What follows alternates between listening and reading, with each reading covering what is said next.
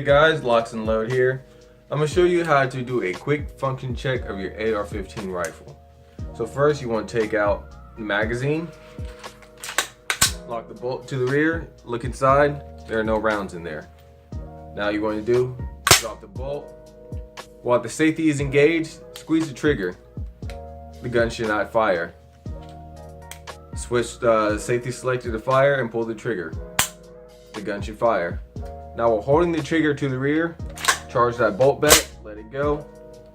And now let the trigger go and you should hear an audible click.